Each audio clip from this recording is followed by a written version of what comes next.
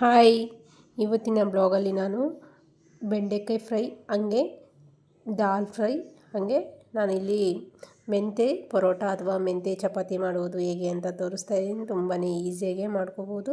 ಹಾಗೆ ಸ್ವಲ್ಪ ಹೊರಗಡೆ ಹೋಗಿದ್ದೆ, ಫ್ಲವರ್ ಪಾಟ್ ತೊಗೊಬರೋಣ ಅಂತ ಹೋಗಿದ್ದೆ. ಅದನ್ನು ಕೂಡ ಸ್ವಲ್ಪ ಶೂಟ್ ಮಾಡ್ಕೊಂಡಿದ್ದೆ, ಅದನ್ನು ಕೂಡ ತೋರಿಸ್ತೀನಿ. ಬನ್ನಿ, ಲೆಟ್ಸ್ ಸ್ಟಾರ್ಟ್ ಅವರ್ ವಿಡಿಯೋ. ನೋಡಿ, ಮೊದಲನೇದಾಗಿ ನಾನಿಲ್ಲಿ ಆಚೆಗಡೆ ಹೋಗಿದ್ದೆ. ಫ್ಲವರ್ ಪಾಟ್ ತೊಗೊಬರೋಣ, ಹಾಗೆ ಒಂದು ಮನಿ ಪ್ಲ್ಯಾಂಟ್ ಗಿಡ ಅಥವಾ ಒಂದು ಫ್ಲವರ್ ಗಿಡ ತೊಗೊಬರೋಣ ಅಂತ ಹೋಗಿದ್ದೆ. ನೋಡಿ, ಒಂದು ಪಾಟ್ ತೊಗೊಬಂದೆ. ತುಂಬ ಚೆನ್ನಾಗಿತ್ತು. ಆದರೆ ಇಲ್ಲಿರೋ ಬಿಸಿಲಿಗೆ ಇವಾಗ ಗಿಡ ಬರಲ್ಲ ಅಂತ ಹೇಳಿದ್ರು. ಹಾಗಾಗಿ ಗಿಡ ಏನು ತೊಗೊಂಬರಲಿಲ್ಲ, ನಾನು ಬರೀ ಪಾಟ್ಸ್ ಮಾತ್ರ ತೊಗೊಬಂದೆ. ನೋಡಿ, ಜಾಸ್ತಿ ಗಿಡಗಳಿದ್ದಾವೆ, ಅಲ್ಲಿಗೂ ಹೂವು ತುಂಬಾ ಕಮ್ಮಿ ಇತ್ತು. ಹಾಗಾಗಿ ನಾನು ವಿಂಟರಲ್ಲಿ ಅಥವಾ ಮಳೆಗಾಲದಲ್ಲಿ ಮಾಡ್ಕೊಳ್ಳೋಣ, ಈ ಗಿಡಗಳನ್ನ ಹಾಕ್ಕೊಳ್ಳೋಣ ಅಂತ ಸುಮ್ಮನೆ ಬಂದುಬಿಟ್ಟೆ. ಬರ್ತಾ ಮೆಂತ್ಯ ಸೊಪ್ಪನ್ನು ತೊಗೊಬಂದಿದ್ದೆ. ಮೆಂತ್ಯ ಸೊಪ್ಪು ನೋಡಿ, ಈ ಕಡೆ ಸಣ್ಣ ಸಣ್ಣ ಕಟ್ಟು ಬರುತ್ತೆ. ನಾನು ಆ ಥರ ಕಟ್ಟಲ್ಲಿ 2 ಕಟ್ಟನ್ನು ಉಪಯೋಗಿಸ್ಕೊಂಡು ಮೆಂತ್ಯ ಪರೋಟ ಮಾಡ್ಕೊಳ್ಳೋಣ, ಮಕ್ಕಳಿಗೆ ಚೆನ್ನಾಗಿರುತ್ತೆ, ಈ ಬಿಸಿಲಿಗೆ ತಂಪು ಕೂಡ ಅಂತ ಹೇಳಿ ಮೆಂತ್ಯ ಸೊಪ್ಪನ್ನು ನೀಟಾಗಿ ಬಿಡಿಸ್ಕೊಂಡು ನೀಟಾಗಿ ಒಂದು 2ರಿಂದ 3 ಸಲ ವಾಶ್ ಮಾಡಿಕೊಂಡು ಎಷ್ಟು ಸಣ್ಣದಾಗುತ್ತೋ ಅಷ್ಟು ಸಣ್ಣದಾಗಿ ಕಟ್ ಮಾಡ್ಕೊಳ್ಳೋಣ. ನೋಡಿದ್ರಲ್ಲ, ಅದು ಕಟ್ಟಾಗಿದ ನಂತರ ಅದ್ರ ಜೊತೆಗೆ ಒಂದು ಸ್ವಲ್ಪ ಕೊತ್ತಂಬರಿ ಸೊಪ್ಪನ್ನು ಕೂಡ ಸೇರಿಸ್ಕೊತಾ ಇದ್ದೀನಿ, ಕಟ್ ಮಾಡಿಕೊಂಡು. ನಿಮಗೆ ಇಷ್ಟ ಇದ್ದರೆ ಸೇರಿಸ್ಕೊಳ್ಳಿ, ಇಲ್ಲಾಂದರೆ ಸ್ಕಿಪ್ ಮಾಡ್ಕೊಂಡು. ಹಾಗೆ ಮೆಂತ್ಯ ಸೊಪ್ಪಿನ ಬದಲಾಗಿ ನೀವು ಪಾಲಕ್ ಸೊಪ್ಪನ್ನು ಕೂಡ ಉಪಯೋಗಿಸ್ಕೋಬೋದು, ಅಥವಾ ನೀವು ಸಬ್ಬಕ್ಸಿಗೆ ಸೊಪ್ಪು ಬರುತ್ತಲ್ಲ ಅದನ್ನು ಕೂಡ ಈ ಮೆಂತ್ಯ ಪರೋಟ ಅಥವಾ ಮೆಂತ್ಯ ಚಪಾತಿಗೆ ಉಪಯೋಗಿಸ್ಕೋಬೋದು. ನೋಡಿ, ಕಂಪ್ಲೀಟಾಗಿ ಎಲ್ಲ ಸೊಪ್ಪುಗಳನ್ನು ಕಟ್ ಮಾಡ್ಕೊಂಡಿದ್ದೆ. ಅಂದರೆ ನಾನು ಮೆಂತ್ಯ ಸೊಪ್ಪು ಮತ್ತು ಕೊತ್ತಂಬರಿ ಸೊಪ್ಪನ್ನು ಕಟ್ ಮಾಡಿಕೊಂಡು ಒಂದು ದೊಡ್ಡದು ಬಾಣಲಿಗೆ ಸೇರಿಸ್ಕೊಂಡು ಅದಕ್ಕೆ ಒಂದು ಅರ್ಧ ಗ್ಲಾಸಷ್ಟು, ಟೀ ಗ್ಲಾಸಲ್ಲಿ ಒಂದು ಅರ್ಧ ಗ್ಲಾಸಷ್ಟು ನೀರನ್ನು ಸೇರಿಸ್ಕೊತಾ ಇದ್ದೀನಿ. ಇಷ್ಟ ಇದ್ದರೆ ನೀರು ಸೇರಿಸ್ಕೊಳ್ಳಿ, ಇಲ್ಲಾಂದರೆ ಸ್ಕಿಪ್ ಮಾಡ್ಕೊಳ್ಳಿ. ಈ ಥರ ಸ್ಟವ್ ಮೇಲೆ ಸ್ವಲ್ಪ ಬಿಸಿ ಮಾಡಿಕೊಂಡು ಸೇರಿಸ್ಕೊಳ್ಳೋದ್ರಿಂದ ಮೆಂತ್ಯ ಸೊಪ್ಪು ಹಸಿ ಸ್ಮೆಲ್ ಎಲ್ಲೂ ಇರಲ್ಲ. ಹಾಗಾಗಿ ಈ ಮೆಥಡಲ್ಲಿ ಕಂಪಲ್ಸರಿ ತಪ್ಪದೆ ಒಮ್ಮೆ ಮಾಡಿ, ನೀವು ಕೂಡ ಈ ಮೆಥಡಲ್ಲಿ ಒಂದು ಸಲ ಟ್ರೈ ಮಾಡಿ.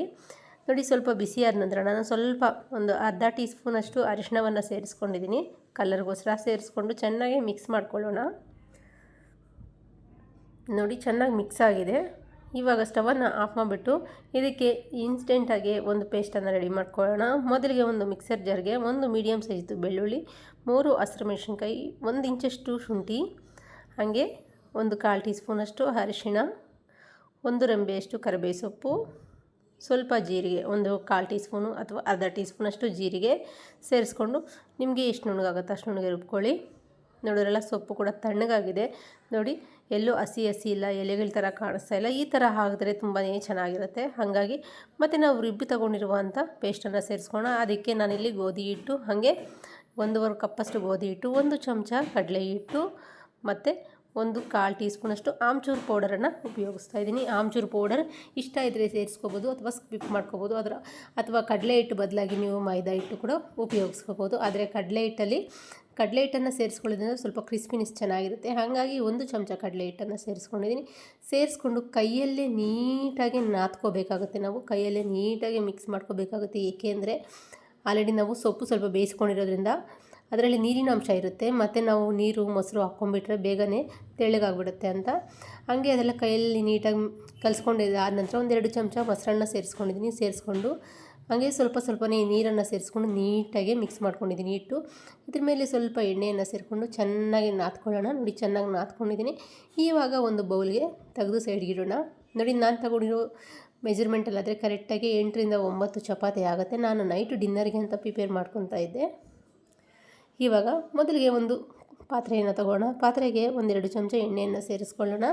ಎಣ್ಣೆ ಬಿಸಿಯಾದ ನಂತರ ನಾನಿಲ್ಲಿ ಸಾಸಿವೆಯನ್ನು ಸೇರಿಸ್ಕೊಂಡಿದ್ದೀನಿ. ಸಾಸಿವೆ ಆದ ನಂತರ ಒಂದು 1/4 ಟೀ ಸ್ಪೂನಷ್ಟು ಕಡಲೆಬೇಳೆ, ಒಂದು 4ರಿಂದ 5 ಉದ್ದಿನಬೇಳೆ, 1 ರೆಂಬೆಯಷ್ಟು ಕರಿಬೇವು ಸೊಪ್ಪು, ಜಜ್ಜಿ ತೊಗೊಂಡಿರುವಂಥದ್ದು ಬೆಳ್ಳುಳ್ಳಿ 4ರಿಂದ 5 ಪೀಸು.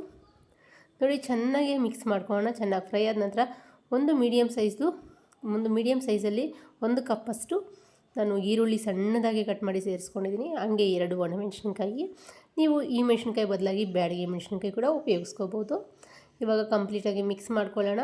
ಚೆನ್ನಾಗಿ ಫ್ರೈ ಆಗಿದೆ, ಕಲರು ಕೂಡ ಚೇಂಜ್ ಆಗಿದೆ. ಈ ಟೈಮಲ್ಲಿ ಸಣ್ಣದಾಗಿ ಕಟ್ ಮಾಡಿ ತೊಗೊಂಡಿರುವಂಥ ನಾಟಿ ಟೊಮೊಟೊ 2ರಿಂದ 3, ನಾನಿಲ್ಲಿ 3 ಟೊಮೊಟೊ ಹಣ್ಣನ್ನು ಉಪಯೋಗಿಸಿದ್ದೀನಿ. ನೀವು ಕ್ವಾಂಟಿಟಿ ನೋಡಿಕೊಂಡು ಉಪಯೋಗಿಸ್ಕೋಬೋದು. ಹಾಗೆ ರುಚಿಗೆ ತಕ್ಕಷ್ಟು ಉಪ್ಪು, ಖಾರಕ್ಕೆ ಖಾರದ ಪುಡಿ, ಒಂದು 1/4 ಟೀ ಸ್ಪೂನಷ್ಟು ಧನಿಯಾ ಪೌಡರ್, ಹಾಗೆ ಒಂದು 1/4 ಟೀ ಸ್ಪೂನಷ್ಟು ಜೀರಿಗೆ, ಇದನ್ನು ಕೂಡ ಸೇರಿಸ್ಕೊಂಡು ಹಸಿ ಸ್ಮೆಲ್ಲೆಲ್ಲ ಹೋಗೋ ತನಕ, ಟೊಮೊಟೊ ಮೆತ್ತಗೆ ಆಗೋ ತನಕ ನಾವು ಫ್ರೈ ಮಾಡ್ಕೋಬೇಕಾಗುತ್ತೆ. ಹಾಗೆ ಒಂದು ಸ್ವಲ್ಪ ಒಂದು 2ರಿಂದ 3 ಪೀಸಷ್ಟು ನಾನಿಲ್ಲಿ ಹುಣಸೆಹಣ್ಣನ್ನು ಸೇರಿಸ್ಕೊಂಡಿದ್ದೀನಿ. ಹಾಗೆ ಒಂದು ಹಸಿರು ಮೆಣಸಿನ್ಕಾಯಿ ಸಣ್ಣದಾಗಿ ಕಟ್ ಮಾಡಿ ಸೇರಿಸ್ಕೊತಾ ಇದ್ದೀನಿ. ಸೇರಿಸ್ಕೊಂಡು ಕಂಪ್ಲೀಟಾಗಿ ಮಿಕ್ಸ್ ಆದ ನಂತರ ನಾನು ಮುಂಚಿತವಾಗಿ ಇದು ತೊಗರಿಬೇಳೆ ಮತ್ತು ಅರಿಶಿಣವನ್ನು ಕೂಗಿಸ್ಕೊಂಡಿದ್ದೆ. ಇದನ್ನು ಸೇರಿಸ್ಕೊಳ್ಳೋಣ. ಸೇರಿಸ್ಕೊಂಡು ಚೆನ್ನಾಗಿ ಮಿಕ್ಸ್ ಆಗಿದೆ ನೋಡಿ. ಇವಾಗ ಕುದಿಯೋಕ್ಕೆ ಬಿಡೋಣ. ಮತ್ತೊಂದು ಕಡೆ ನಾನು ಬೆಂಡೆಕಾಯಿ ತವಾ ಫ್ರೈ ಮಾಡೋದಕ್ಕೋಸ್ಕರ ನಾನಿಲ್ಲಿ ಬೆಂಡೆಕಾಯಿಯನ್ನು ಕಟ್ ಮಾಡ್ಕೊತಾ ಇದ್ದೀನಿ. ಈ ಥರ ಒಂದು ಬೆಂಡೆಕಾಯಿ 8 ಪೀಸ್ ಥರ ಕಟ್ ಮಾಡ್ಕೊಳ್ಳೋಣ. ಈ ಥರ ತವಾ ಫ್ರೈ ಮಾಡೋದ್ರಿಂದ ತುಂಬಾ ಚೆನ್ನಾಗಿರುತ್ತೆ. ಹಾಗೆ ಸೈಡ್ ಡಿಶ್ ಥರ ಕೂಡ ಒಳ್ಳೆ ಟೇಸ್ಟ್ ಇರುತ್ತೆ. ಹಾಗಾಗಿ ನಾನು ಈ ಥರ ಕಟ್ ಮಾಡ್ಕೊತಾ ಇದ್ದೀನಿ ನೋಡಿದ್ರಲ್ಲ. ಇದೇ ಥರ ಒಂದು 1/4 kg ಬೆಂಡೆಕಾಯಿನ ಕಟ್ ಮಾಡಿ ತೊಗೊಂಡಿದ್ದೀನಿ.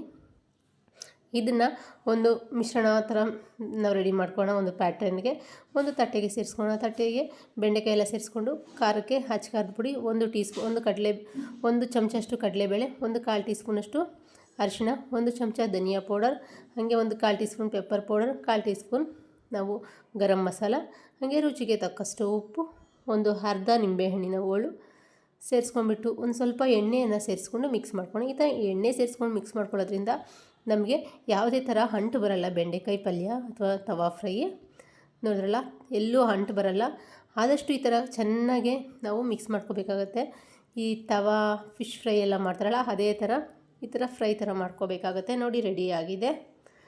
ಇದೇ ಥರ ನಾವು ಕೈ ಬಿಡ್ದಂಗೆ ಫ್ರೈ ಮಾಡ್ಕೊತಾ ಇದ್ದರೆ ಕಲರ್ ಚೇಂಜ್ ಆಗೋಲ್ಲ, ಕಪ್ಪಗಾಗಲ್ಲ, ಆದರೆ ಚೆನ್ನಾಗಿ ಫ್ರೈ ಆಗುತ್ತೆ. ಹಾಗಾಗಿ ನಾನು ಆದಷ್ಟು ಈ ಥರನೇ ಮಿಕ್ಸ್ ಮಾಡ್ಕೊಂಡಿದ್ದೀನಿ. ಕರೆಕ್ಟಾಗಿ 10 ನಿಮಿಷಕ್ಕೆ ರೆಡಿ ಆಗೋಯಿತು ಈ ತವಾ ಫ್ರೈ, ಬೆಂಡೆಕಾಯಿ ತವಾ ಫ್ರೈ. ಅದರ ಸೈಡ್ ಡಿಶ್ ಆಗ ತುಂಬಾ ಚೆನ್ನಾಗಿತ್ತು. ಇವಾಗ ದಾಲ್ ಫ್ರೈ ಕೂಡ ರೆಡಿಯಾಗಿದೆ. ಇದಕ್ಕೆ ನಾನು ಸ್ವಲ್ಪ ಕೊತ್ತಂಬರಿ ಸೊಪ್ಪನ್ನು ಸೇರಿಸ್ಕೊತಾ ಇದ್ದೀನಿ ಸಣ್ಣದಾಗಿ ಕಟ್ ಮಾಡಿ. ಇದನ್ನು ಕಂಪ್ಲೀಟಾಗಿ ಮಿಕ್ಸ್ ಮಾಡ್ಕೊಳ್ಳೋಣ. ನೋಡಿದ್ರಲ್ಲ, ಕಂಪ್ಲೀಟಾಗಿ ಮಿಕ್ಸ್ ಆಗಿದೆ. ಇವಾಗ ಇದನ್ನು ಒಂದು ಸೈಡ್ಗೆ ಇಡೋಣ. ಮತ್ತು ನಮಗೆ ತವಾ ಫ್ರೈ ಕೂಡ ರೆಡಿಯಾಗಿದೆ. ಇವಾಗ ನಾವು ಮಾಡ್ಕೋಬೇಕಾಗಿರೋದು, ನಾವು ಮೆಂತ್ಯ ಸೊಪ್ಪಿನ ಪರೋಟ ಅಥವಾ ಮೆಂತ್ಯ ಸೊಪ್ಪಿನ ಚಪಾತಿ ಈಸಿಯಾಗಿ ಯಾವ ಥರ ಮಾಡೋದು ಅಂತ ತೋರಿಸ್ತೀನಿ ಬನ್ನಿ. ನೋಡಿ, ಒಂದು ದೊಡ್ಡ ನಿಂಬೆಹಣ್ಣಿನ ಗಾತ್ರದಷ್ಟು ನಾನು ಹಿಟ್ಟನ್ನು ತೊಗೊಳ್ಳೋಣ. ನೀವು ನೋಡಿಕೊಂಡು ನಿಮಗೆ ಎಷ್ಟು ದೊಡ್ಡದು ಬೇಕೋ ಎಷ್ಟು ಸಣ್ಣದು ಬೇಕೋ ನೀವು ಮಾಡ್ಕೊಳ್ಳಿ ಸೈಜಲ್ಲಿ. ಇದೇ ಥರ 1-2 ಬಾಲ್ ಮಾಡ್ಕೊಂಡಿದ್ದೀನಿ ನಾನು. 2 ಬಾಲ್ ರೆಡಿ ಮಾಡಿಕೊಂಡು ಸ್ವಲ್ಪ ಹಿಟ್ಟನ್ನು ಸೇರಿಸ್ಕೊತಾ ಇದ್ದೀನಿ. ನೋಡಿದ್ರಲ್ಲ, ಹಿಟ್ಟು ಸ್ವಲ್ಪ ಸೇರಿಸ್ಕೊಂಡು ನೀವು ಹಿಟ್ಟು ಬದಲಾಗಿ ಎಣ್ಣೆಯಲ್ಲೂ ಕೂಡ ನಾದ್ಕೋಬೋದು. ನಾನು ಹಿಟ್ಟನ್ನು ಸೇರಿಸ್ಕೊಂಡು ನಾದ್ಕೊತಾ ಇದ್ದೀನಿ ಚಪಾತಿ. ನೋಡಿ ಎಷ್ಟು ಚೆನ್ನಾಗಿ ಬರ್ತಾಯಿದೆ ಅಂತ, ಎಲ್ಲೂ ಕಟ್ಟಾಗಲ್ಲ. ಈ ಮೆಥಡಲ್ಲಿ ಮಾಡಿದ್ರೆ ತುಂಬಾ ಚೆನ್ನಾಗಿರುತ್ತೆ, ತುಂಬಾ ಟೇಸ್ಟಿಯಾಗಿ ಬರುತ್ತೆ. ತಪ್ಪದೇ ಒಮ್ಮೆ ನೀವು ಟ್ರೈ ಮಾಡಿ ಹೇಗೆ ಬಂದಿತ್ತು ಅಂತ ಕಮೆಂಟ್ ಮೂಲಕ ಕಮೆಂಟ್ ಮಾಡಿ. ಹಂಗೆ ಪ್ಲೀಸ್ ಸಬ್ಸ್ಕ್ರೈಬ್ ಮಾಡಿ, ಲೈಕ್ ಮಾಡಿ, ಶೇರ್ ಮಾಡಿ, ಕಮೆಂಟ್ ಮಾಡಿ. ನೋಡಿ ಎಷ್ಟು ತೆಳ್ಳಗೆ ಮಾಡ್ಕೊಂಡಿದ್ದೀನಿ ನಾನು ಅಂತ. ಇವಾಗ ತವಾ ಬಿಸಿಯಾಗಿದೆ. ಇದ್ರ ಮೇಲೆ ಚಪಾತಿಯನ್ನು ಸೇರಿಸ್ಕೊಳ್ಳೋಣ. ನೋಡಿದ್ರಲ್ಲ, ಇವಾಗ ಸ್ವಲ್ಪನೇ ಎಣ್ಣೆಯನ್ನು ಸೇರಿಸಿ ಚೆನ್ನಾಗಿ 2 ಕಡೆನೂ ಸುಟ್ಕೊಳ್ಳೋಣ. ಈ ಪರೋಟ ಅಥವಾ ಚಪಾತಿ ನೋಡಿ, 2 ಕಡೆ ಸ್ವಲ್ಪ ಎಣ್ಣೆಯನ್ನು ಸೇರಿಸ್ಕೊಂಡು ಸುಟ್ಕೊಳ್ಳಿ. ನಾನಿಲ್ಲಿ ಮೊಸರನ್ನು ಉಪಯೋಗಿಸಿದ್ದೀನಿ. ನಿಮಗೆ ಮೊಸರು ಬೇಡ ಅಂದರೆ ಹಾಲು ಉಪಯೋಗಿಸ್ಕೋಬೋದು. ಒಂದು 2 ಚಮಚ ಹಾಲು ಅಥವಾ ಮೊಸರನ್ನು ಸೇರಿಸ್ಕೊಂಡ್ರೆ ತುಂಬಾ ಚೆನ್ನಾಗಿ ಬರುತ್ತೆ. ಹಾಗಾಗಿ ನಾನು ಮೊಸರು ಉಪಯೋಗಿಸಿದ್ದೀನಿ. ಹಾಗೆ ಆಮ್ಚೂರು ಪೌಡರ್ ನಿಮಗೆ ಬೇಡ ಅಂದರೆ ಆಮ್ಚೂರು ಪೌಡರು ಸ್ಕಿಪ್ ಮಾಡ್ಕೋಬೋದು. ನೋಡಿದ್ರಲ್ಲ, ರೆಡಿಯಾಗಿದೆ. ಮತ್ತೊಂದು ಚಪಾತಿ ಇದೇ ಥರನೇ ಸೇರಿಸ್ಕೊತಾ ಇದ್ದೀನಿ ನಾನು.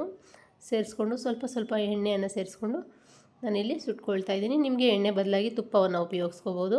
ತುಪ್ಪ ಹಾಕ್ಕೊಂಡು ಮಾಡಿಕೊಂಡ್ರೆ ಇನ್ನೂ ಚೆನ್ನಾಗೇ ಇರುತ್ತೆ. ಆದರೆ ನಾನು ಮಕ್ಕಳಿಗೆ ಸ್ವಲ್ಪ ಕೆಮ್ಮಿದೆ ಅಂತ ಹೇಳಿ ತುಪ್ಪ ಈ ನಡುವೆ ಏನಕ್ಕೂ ಉಪಯೋಗಿಸ್ತಾ ಇಲ್ಲ. ನೋಡಿದ್ರಲ್ಲ, ರೆಡಿಯಾಗಿದೆ ಚಪಾತಿ. ನೋಡಿ ಎಷ್ಟು ಮೃದುವಾಗಿ, ಎಷ್ಟು ಸಾಫ್ಟಾಗಿದೆ.